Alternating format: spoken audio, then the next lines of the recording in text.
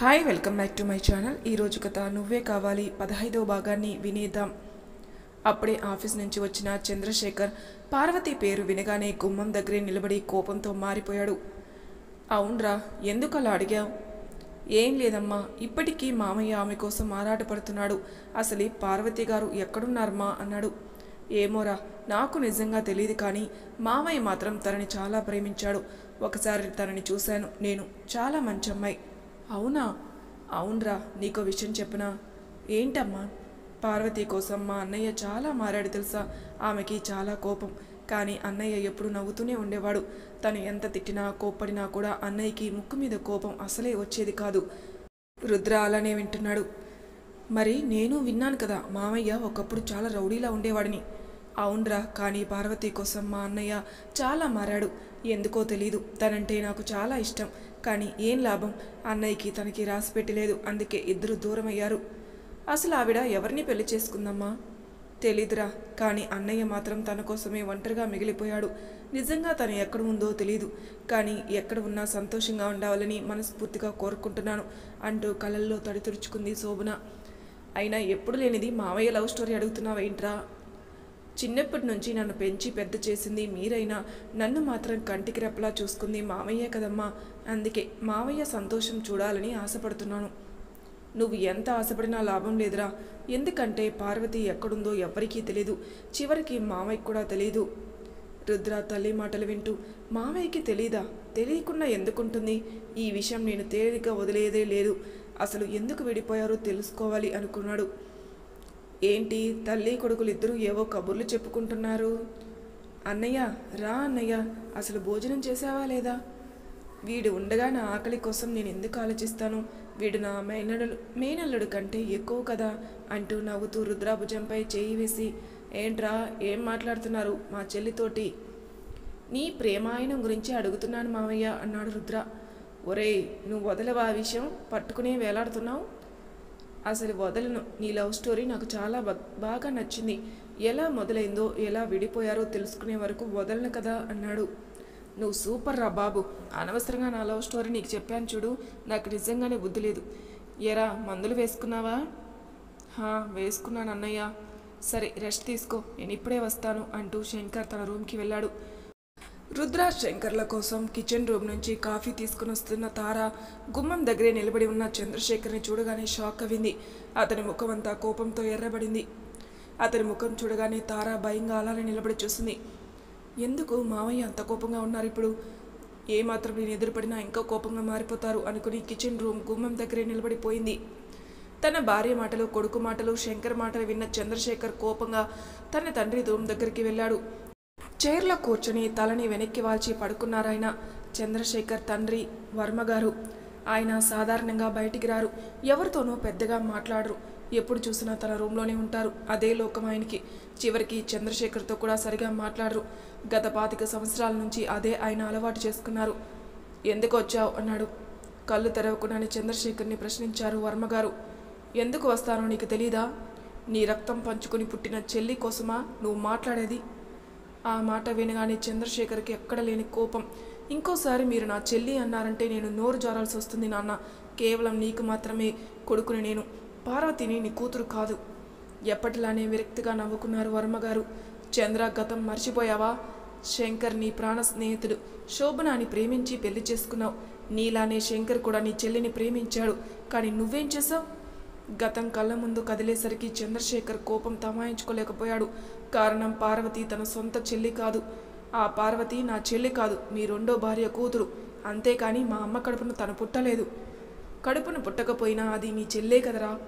వద్దు నాన్న, పార్వతి కోసం దయచేసి నా దగ్గర మాట్లాడకండి. ఇప్పటికే శంకర్ కూడా దాన్ని ఇంకా మర్చిపోలేదు. ఇంకా తనని కలవరిస్తున్నాడు.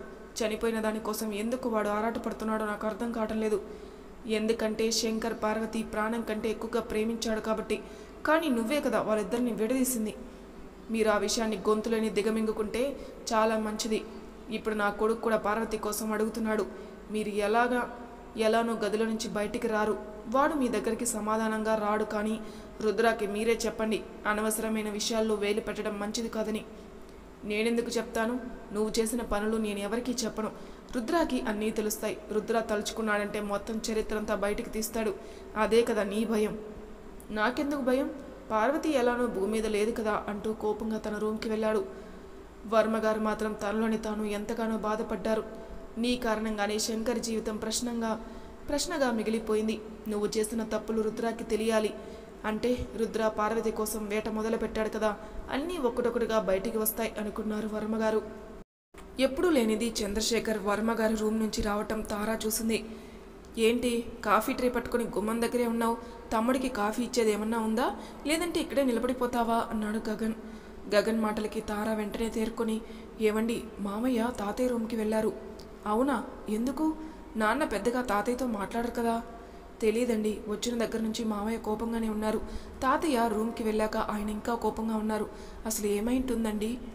నాన్నకి తాతయ్యకి చిన్నప్పటి నుంచి ఏవో గొడవలు, అవి మామూలే కానీ ముందు నువ్వు పద అంటూ గగన్ తారా అక్కడి నుంచి వెళ్ళారు. ఎలా ఉంది శ్రీజ అన్నారు సునీత గారు. బాగానే ఉంది అమ్మా, అయినా ఎందుకు వచ్చారు? 2 రోజులు ఉంటే నేనే ఆశ్రమానికి వచ్చేదాన్ని కదా అన్నది. అలా మాట్లాడకు శ్రీజ, నువ్వు అంజలి నిన్నటి నుంచి కనపడక ఎంత అల్లాడిపోయానో మీకు తెలీదు.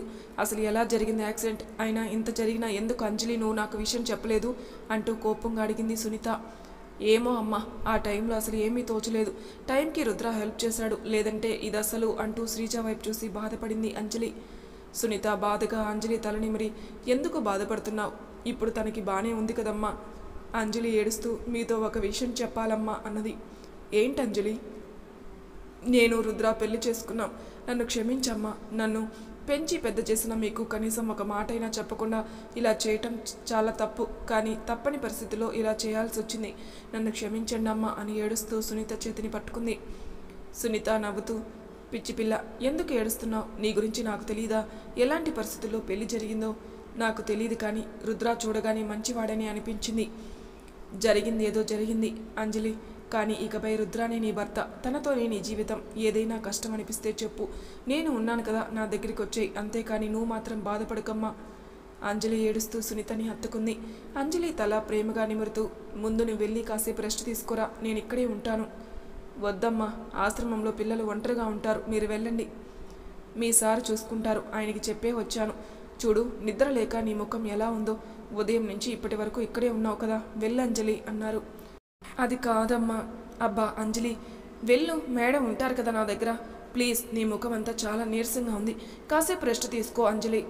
శ్రీజ సునీత ఇద్దరు పట్టుపట్టేసరికి అంజలి ఇష్టం లేకపోయినా బయటికి వచ్చింది. చుట్టూ చీకటిగా ఉంది. ఇప్పుడు ఎలా వెళ్ళాలి? కనీసం చేతిలో డబ్బులు కూడా లేవు అనే టైం చూసింది. అప్పటికే టైం 11 అవడంతో అంజలికి ఒంటరిగా వెళ్ళటానికి కొంచెం భయం వేసింది. ఎప్పుడు తను ఒంటరిగా ఉన్నా శ్రీజని తోడుగా ఉండేది. అలాంటిది ఇప్పుడు తనకి కొంచెం భయంగానే ఉంది. చున్నీ వంట నిండా కప్పుకొని అడుగులు వేస్తుంది అంజలి. ఎందుకు రుద్ర శంకర్ బాబాయ్కి కారణం చెప్పలేదు? నేను వింటున్నానని కారణం చెప్పలేదా? ఎన్ని ఆలోచించినా రుద్ర మాత్రం తన స్వార్థం కోసం నన్ను పెళ్లి చేసుకున్నాడు. నిజంగా నా వెంట పడితే స్వచ్ఛంగా ప్రేమిస్తున్నాడు అనుకునేదాన్ని, కానీ అన్నీ తారుమారు అయిపోయాయి అంటూ నడుస్తూ తన వెనకే వస్తున్న నీడను చూసి ఆగిపోయింది. భయంగా వెనక్కి తిరిగింది. 2 చేతులు కట్టుకొని నవ్వుతూ ఆమెని ప్రేమగా చూస్తున్నాడు రుద్ర. నువ్వెందుకు వచ్చావు?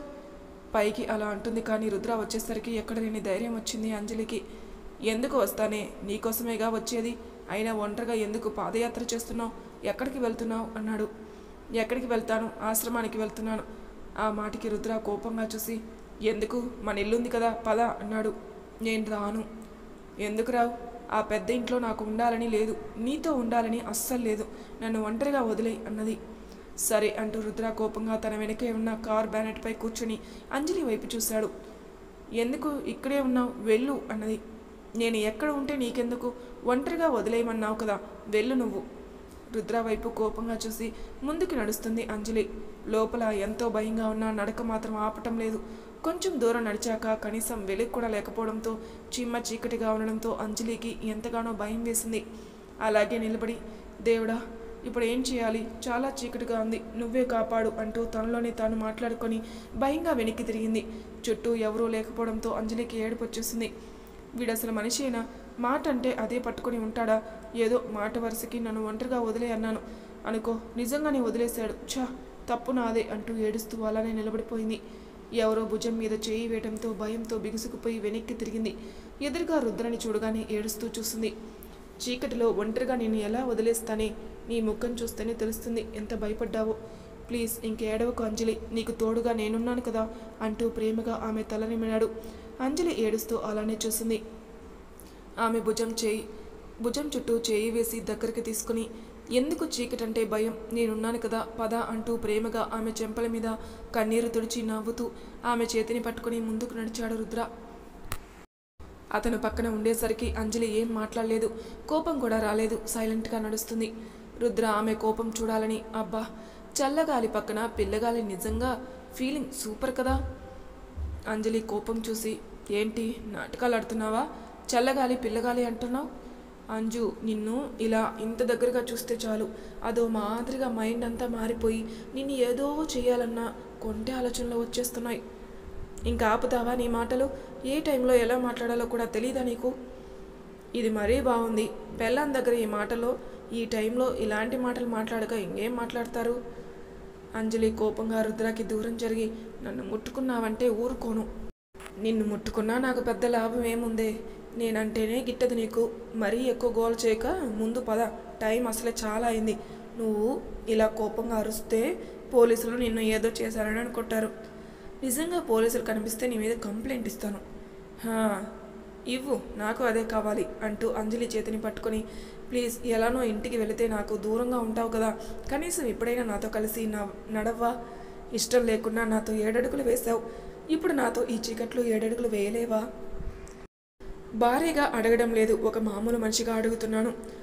అతని మాటలకి అంజలి ఏం మాట్లాడలేదు. ఏదో ఒకటి మాట్లాడు అంజలి, అలా సైలెంట్గా ఉంటావేంటి? అసలే చీకటి అంటే భయపడే అంజలి దూరంగా కుక్క అరవటం వినిపించగానే వెంటనే రుద్ర దగ్గరగా వచ్చేసి అతని చేతిని పట్టుకుంది. ప్లీజ్, నాకు నిజంగా చాలా భయంగా ఉంది, తొందరగా ఇంటికి వెళ్ళిపోదాం, కారు ఎక్కడుంది అన్నది. ఇప్పటికే చాలా దూరం వచ్చేసాం అంజలి, మళ్ళీ వెనక్కి అంటే చాలా కష్టం. అయినా భయం ఎందుకు, నేనున్నాను కదా, ముందు పద అంటూ అంజలి చేతిని గట్టిగా పట్టుకొని ముందుకు నడిచాడు. ఆకలితో అంజలి ముందుకు నడవడానికి ఆమెకి చాలా కష్టంగా ఉంది. ఆకలేస్తుందని అతనితో చెప్పడం ఏమాత్రం తనకిష్టం లేదు. మౌనంగానే నడుస్తుంది. కొద్ది దూరం నడిచాక చిన్న హోటల్ కనిపించడంతో అంజలి చేతిని పట్టుకుని లోపలికి నడిచాడు రుద్ర. ఇక్కడికి ఎందుకు తీసుకుని వచ్చావు అన్నది. ముందు కూర్చో, నేను ఇప్పుడే వస్తాను అంటూ లోపలికి వెళ్ళాడు. ఒక ప్లేట్లో బిర్యానీ పట్టుకుని వచ్చి అంజలి ముందు పెట్టి, తిను, ఎప్పుడో మధ్యాహ్నం అనగా తిన్నావు, ఇప్పుడు వంట చేద్దామన్నా ఇంట్లో పని వాళ్ళందరూ నిద్రపోతారు, నువ్వు ఎలా నీరసంతో వంట చేస్తావు, తిను అంజలి. అంజలి ఏం మాట్లాడలేదు. రుద్ర ముఖం చూడకుండా దించిన తల ఎత్తకుండా బిర్యానీ మొత్తం తినేసింది. అంత ఆకలి పెట్టుకుని ఎలా ఉండగలిగావే? ఆకలిస్తుందని ఒక మాటైనా నాకు చెప్పొచ్చు కదా అన్నాడు. ఎప్పటిలానే మౌనంగా చూసింది. సడన్గా ఆమెకి పొలమారడంతో ఆమె నెత్తిన చిన్నగా తడుతూ, ముందు వాటర్ తాగు అంటూ తనే వాటర్ పట్టించి ఆమె తలనిమిరాడు. అంజలి కంట్లో గిర్రన నీళ్లు తిరిగాయి. రుద్ర కేరింగ్ తనకి వాళ్ళ అమ్మ గుర్తొచ్చేసరికి అంజలి అలానే చూస్తుండిపోయింది. ఏయ్, ఏమైందే, నీ కంట్లో ఆ తడేంటి? బిర్యానీ బాగా హాట్గా ఉందా? లేదు అన్నది. మరి ఎందుకు అలా ఉన్నావు? మా అమ్మ అంటూ టక్కున ఆగిపోయి, ఏం లేదు, అన్నీ నీకు చెప్పాలా? కోపంగా అనలేదు కానీ నెమ్మదిగానే అంది. నీ కోపం నాకు అలవాటే కానీ పద అంటూ బిల్ పే చేసి బయటికి వచ్చారు. ఇద్దరు చీకట్లో పున్నమి వెలుగుల్లో అంజలి చేతిని పట్టుకుని నడుస్తుంటే రుద్రకి చాలా సంతోషంగా అనిపించింది. అంజలి అన్నాడు. చెప్పు అన్నది. కాసేపు ఇక్కడ కూర్చుందామా ప్లీజ్, ఇంకా నా వల్ల కాదు నడవటం, నా కాళ్ళు లాగుతున్నాయి. ఎప్పుడు ఇంత దూరం నేను అస్సలు నడవలేదు అంటూ అమాయకంగా చూశాడు. అప్పుడు చూసింది అతని ముఖం చిరుచెమటతో నీరసంగా కనిపించేసరికి అంజలి బాధగా అనిపించి, ఆమెకి తెలుసు తను తలుచుకుంటే ఏదైనా చేయగలడని, కానీ తన కోసం అన్నీ వదులుకొని ఇలా నడిచేసరికి రుద్ర మీద కొంచెం కోపం తగ్గింది అంజలికి. మరి తర్వాయి భాగంలో ఏం జరుగుతుందో నెక్స్ట్ ఎపిసోడ్లో తెలుసుకుందాం. అంతవరకు నా ఛానల్ని సబ్స్క్రైబ్ చేయని వాళ్ళు ప్లీజ్ సబ్స్క్రైబ్ చేసుకోండి, లైక్ చేసి షేర్ చేయండి, మీ అభిప్రాయాలు నాకు కామెంట్ రూపంలో తెలియజేయండి. Thank you for listening.